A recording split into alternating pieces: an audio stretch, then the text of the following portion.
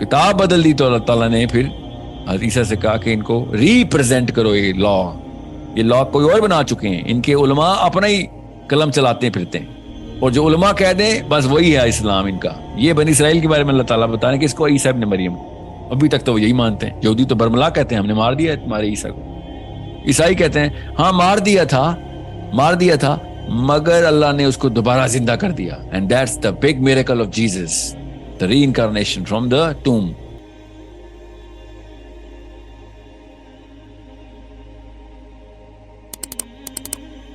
رسول اور نبی کی بیسک ڈفرینشیل بتا دوں، تفصیل میں نہیں جاؤں گا کیونکہ اس کی ضرورت نہیں۔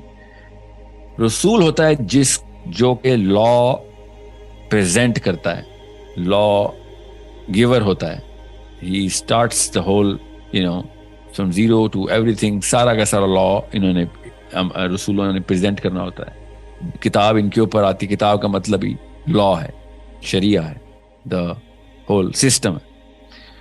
نبی جو ہوتے ہیں وہ قرآن پاک کی روح سے ہی بتا رہا ہوں، اور یہ میری رائے نہیں ہے، آف کورس علماء نے بہت تفصیل سے اس کے اوپر بات کر لی ہے کہ نبی لا انفورسر ہوتے ہیں، رسول لا گیورز ہوتے ہیں، نبی لا انفورسر ہوتے ہیں۔ سو جو رسول ہوتے ہیں وہ نبی بھی ہوتے ہیں کیونکہ انہوں نے انفورس بھی کرنا ہوتا ہے، مگر جو نبی ہوتے ہیں ضروری نہیں ہوتا کہ وہ رسول بھی ہوں کیونکہ ان پہ تو لا نہیں آیا ہوتا۔ سو جب بھی کوئی سورہ مائدہ آیت 44 آپ پڑھیں، جس سے بڑا زبردست استدلال کر کے امام تیمیہ نے بتایا کہ بڑا زبردست ڈفرنس ہے۔ میرے جو اسکالر ہیں انہوں نے امام تیمیہ کے اس ریفرنس کو، اس کانسیپٹ کو پورے طریقے سے سرجری کرنے کے بعد بتایا کہ this man made the most sensical argument. سورہ مائدہ کھولیں گے آیت 44 میں تو اللہ تعالیٰ نے کس طریقے سے ڈفرنس بتا دیا کہ رسولوں کو، جیسے توریت، سورہ مائدہ بتا دوں، توریت ہم نے موسیٰ کو دی اور پھر نبیوں کو بنی اسرائیل میں بھیجا کہ اس کو انفورس کریں۔ اب موسیٰ بھی تو نبی ہیں، تو نبیوں کو کتاب انفورس کرنے کے لیے آرڈر مل رہا ہے، موسیٰ نے بھی انفورس کی، اور رسولوں کو کتاب ملتی ہے۔ So the message comes to the رسول اینڈ دا نبی انفورسز اٹ۔ اوکے، سو بنی اسرائیل تک تو یہ بات ٹھیک تھی، جیسے ہی عیسیٰ ابن مریم آئے تو وہ ایز اے رسول آئے کیونکہ انہوں نے کتاب بدل دی بھی تھی۔ کتاب بدل دی تو اللہ تعالیٰ نے پھر حضرت عیسیٰ سے کہا کہ ان کو ریپرزینٹ کرو، یہ لا کوئی اور بنا چکے ہیں، ان کے علماء اپنا ہی قلم چلاتے پھرتے ہیں، اور جو علماء کہہ دیں بس وہی ہے اسلام ان کا۔ یہ بنی اسرائیل کے بارے میں اللہ تعالیٰ بتا رہے ہیں کہ اس کو عیسیٰ ابن مریم کو، کہ یہ اللہ کی بات سننے کے بجائے اپنے علماء کی بات سن رہے ہیں، اور ان تمام علماء نے عیسیٰ علیہ السلام کے اوپر دعویٰ بول دی، مار دو اس کو، اور اپنی طرح سے مار بھی دیا۔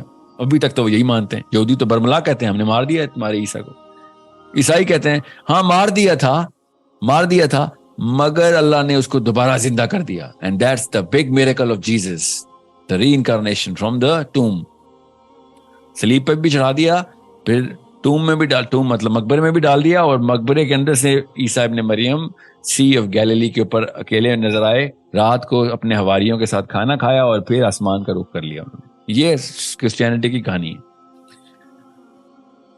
مسلمان، اللہ تعالیٰ نے ان کو پھر ان دونوں قوموں کو مسلمانوں کے تھرو بتایا، قرآن کے تھرو بتایا کہ نہ تم نے مارا ہے اور نہ ہی تم صلیب کی تم یہاں پہ جو تم نعرے لگا رہے ہو، کرسچنز کو بتایا، یہودیوں کو بتایا وما قتلوا، اور عیسائیوں کو کہا وما صلبوا۔ یہ دونوں قوموں کو اکٹھا ایڈریس ہوا ہے کہ نہ ہی قتل ہوئے اور نہ ہی صلیب پہ چڑھے، تم لوگوں نے کیا اپنی طرف سے کہانی شروع کر دی۔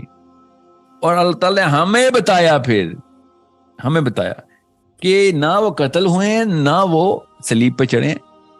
ان لوگوں نے اپنی کتابوں کے اندر، میری کتابیں اپنے قلم چلائیں گے تو یہ کنفیوژن ہی ہوگی۔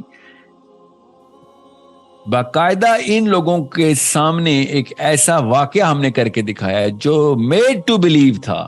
ان کو لگ رہا تھا کہ عیسیٰ ابن مریم ہے، مگر وہ عیسیٰ ابن مریم نہیں تھے۔ ان کو خبریں پہنچی کہ عیسیٰ ابن مریم ہے، ان کو یقین آ گیا کہ عیسیٰ ابن مریم، مگر میں نے عیسیٰ ابن مریم کو مرنے نہیں دیا۔ وما قتلوا وما صلبوا۔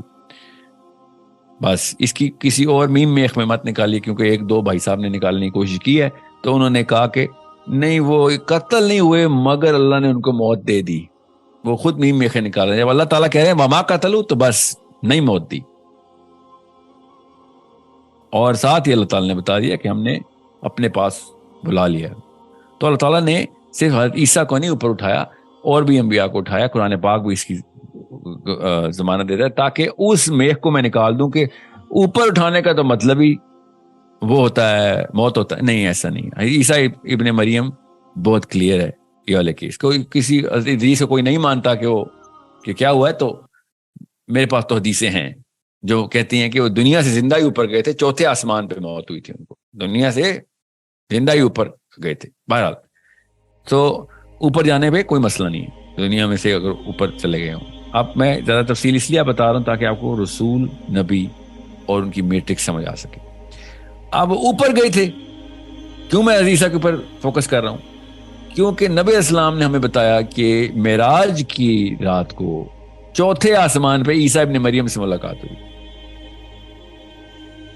غور سے سمجھیں. سوری، پانچویں آسمان پہ، چوتھے آسمان پہ ادریس علیہ السلام سے ملاقات ہوئی. اور میں اگر سیکوینس مس کر دوں گا تو حدیث ضرور پڑھ لیجیے گا کس آسمان پہ. پہلے آسمان پہ آدم علیہ السلام ہے، اور لاسٹ ساتویں پہ ابراہیم علیہ السلام ہے، چھٹے پہ موسیٰ علیہ السلام ہے. ٹھیک ہے.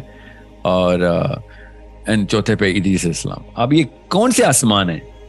یہ سورۃ طلاق بتا رہی ہے کون سے آسمان ہیں. اور سمجھیں اس بات کو کہ آسمانوں کو کیسے دیکھنا ہے، کائنات کو کیسے دیکھنا، انفراسٹرکچر سمجھ لیں آپ.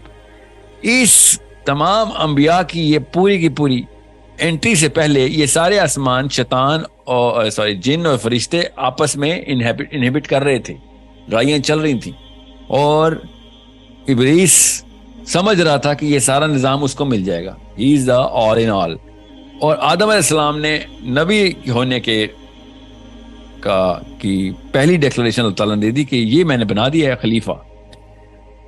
جیسے ہی خلیفہ ڈکلیئر ہوا، فرشتوں نے اسی وقت اللہ تعالیٰ کا حکم بجا لایا جو آپ نے کہا. بس وہی. اس ابلیس کو یہ مسئلہ تھا کہ یہ سارا کچھ اتنی محنتیں میں نے کی ہیں تو یہ خلیفہ تو اس کو بنا دیا. اسی وقت اپنی اوقات پہ آ گیا. اسی وقت اس نے کہا کہ نہیں، یہ تو مجھے ملنی چاہیے تھی، میں تو اس کو نہیں سجدہ کر. اور جیسے ہی اس نے کہا تو اللہ تعالیٰ نے 12 الگ الگ جگہوں پہ کہا کہ کیا اس کے دل میں کیا بیماری جس کی وجہ سے یہ واقعہ ہوا ہے. یہ کی تفصیل بتاؤں گا. بہرحال اب جن جگہوں کے اوپر یہ میٹرکس ہے ان جگہوں پہ آپ نے انبیاء کی پلیسمنٹ کرنی ضروری ہے، آپ کو یہ ایکسس دینا ضروری ہے. سو خالی اس جہان میں نہیں میرا نبی، یہ ان جہانوں میں بھی رحمہ ہے کہ جن جہانوں کا ہمیں نہیں پتا. میک شیور یو انڈرسٹینڈ کہ آپ نے کیسے دیکھنا ہے نبیوں کو. ان آسمانوں میں باقی کے انبیاء سے ملاقاتیں اسی انفراسٹرکچر کو سمجھانے کے لیے اللہ تعالیٰ کے نبی اسلام نے بتائی ہمیں معراج کی رات کو، کہ یہ سارا کے سارے معاملات ابھی ادھر پیرل طریقے سے نبیوں کو جو جو ایکسس ملتے ہیں ہر جہان میں، ہمارے نبی علیہ السلام کو بھی اسی طریقے سے آپ نے دیکھنا ہے، تاکہ آپ کو اپنے نبی کی پہچان کرنے میں ایک اینگل بہت زبردست طریقے سے پتہ چلے، آسان طریقے سے پتہ چلے کہ ہماری کوئی اوقات ہی نہیں ہے عام انسانوں کی کہ ہم کمپیئر بھی کریں اپنے آپ کو کسی نبی سے. ہم سوچ بھی نہیں سکتے کہ جو میٹرکس، جو ذمہ داریاں جن جن جگہوں پہ جن جن چیزوں کی ذمہ داریاں ان کو ملی ہوئی ہوتی. یہ قرآن صاف دلیل دے رہا ہے اس بات کی. ہم لوگ اتنے چھوٹے سے دماغ کے اندر، چھوٹی سی نالج کے اندر پھنس گئے ہیں کہ ہم اپنے اوپر کھینچ کھلاتے ہیں کہ میری میٹرکس میں ہی سارا کچھ ہوگا، بس اس کے علاوہ کچھ ہوگا ہی نہیں. اور ہم سمجھ ہی نہیں سکتے کہ نبیوں کی کہانی، نبیوں کی ذمہ داری، نبیوں کے اوپر کائنات کے مطالب بھی کچھ اور ہوتے. اور یہ نبی کو نعوذ باللہ نیچا کرنے کی بات ہے کہ میں بس اس کو اپنی سائیکالوجی سے کھینچ کے لے کے آؤں اور میری نفسیات میں میرا کوئی نبی پورا اترے گا تو وہ نبی ہے، نہیں تو وہ نبی نہیں ہے. یہ بیسک ٹیکٹیکل ایرر ہے، روکی مسٹیک، بچوں والی غلطی ہے جو ہر بڑا بابا بھی اور انکل اور آنٹی کر رہے ہوتے ہیں کہ یہ ایسے ہوتا ہے دنیا میں تو ایسے ہوتا ہے، تو نبی اسلام نے ایسے کیوں کہہ دیا، یا کسی بھی نبی نے ایسی سنت کیوں پوری کر دی جو کہ یہاں ہمارے اوپر پوری نہیں اتر رہی. ان کو ابھی تک یہی سمجھ نہیں آیا کہ کائنات کا سٹرکچر کیا ہے. پوری کی پوری بال گیم چل کے